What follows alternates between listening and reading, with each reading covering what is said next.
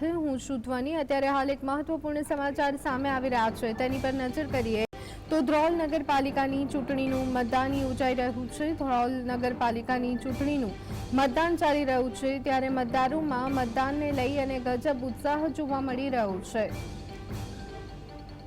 એક વૃદ્ધ વ્હીલચેરમાં બેસી અને મતદાન મથકે પોતાના મતાધિકારનો ઉપયોગ કરવા માટે પહોંચ્યા હતા। વધુ એક વરરાજા મતદાન કરવા માટે પહોંચ્યા હોવાનું જાણવા મળી રહ્યું છે। તો ધ્રોલ નગરપાલિકામાં જ્યારે અત્યારે હાલ મતદાન યોજાઈ રહ્યું છે, ત્યારે લોકોમાં અલગ જ પ્રકારનો ઉત્સાહ જોવા મળી રહ્યો છે। લગ્ન પહેલા મતદાનની વરરાજાએ ફરજ નિભાવી છે।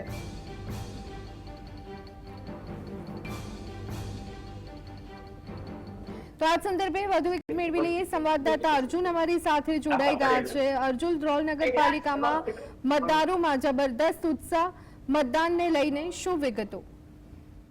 બિલકુલ ધોની વહેલી સવારથી જે અત્યારે હાલ જે નગરપાલિકાની જે ચૂંટણીઓનું જે મતદાનનો જ્યારે આજે દિવસ છે, ત્યારે વહેલી સવારથી જે મતદાનને લઈને લોકોમાં જે ઉત્સાહ છે તે જોવા મળી રહ્યો છે। વહેલી સવારથી કહી શકાય કે જે લાંબી કતારો જે છે તે લોકો જે મતદાન માટે જે અત્યારે હાલ લગાવી રહ્યા છે, અને ત્યારે ધ્રોલ નગરપાલિકાના જે વિસ્તારમાં જે આપણે છીએ કે જે અત્યારે હાલ જે વહેલી સવારથી જે લોકો આવ્યા હતા, અત્યારે હાલ જે મતદાન માટે જે બપોરનો સમય હોવા છતાં પણ જે ત્યારે ધોમધખતા તાપમાનમાં જે લોકો મતદાન માટે જે પણ અહીંયા પછી છે તે આવી રહ્યા છે। મતદાનની જો ટકાવારીની જો આંકડાકીય જો માહિતીની જો આપણે વાત કરશું તો સવારના 7 વાગ્યાથી લઈ અને બપોરના 1 વાગ્યા સુધીમાં જે જામનગર જિલ્લામાં જે 3 જે નગરપાલિકા છે તે જામજોધપુર, ધ્રોલ અને કાલાવડ ટકાવારીની વાત કરશું તો 7 થી 1 વાગ્યા સુધીમાં જે જામજોધપુર નગરપાલિકા છે તેમાં 33.06%, ધ્રોલ નગરપાલિકામાં 1 વાગ્યા સુધીમાં 34.96% અને જે કાલાવડ 37.34%, એટલે કે 60% મતદાન કરી છે। ત્યારે હાલ જે ધ્રોલ નગરપાલિકાના દ્રશ્યો કે આપણે બતાવવા માંગીએ કે જે વૃદ્ધ છે તેમને અત્યારે અહીંયા ઉચકીને જે છે તે લેવામાં આવી રહ્યા છે, અને અત્યારે મતદાન કરવા માટે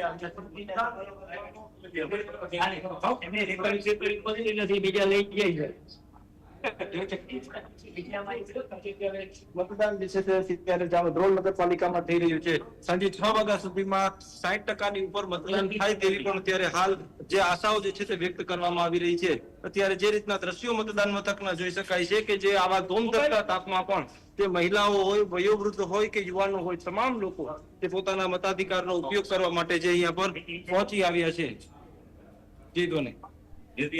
જી આભાર સમગ્ર માહિતી આપવા બદલ।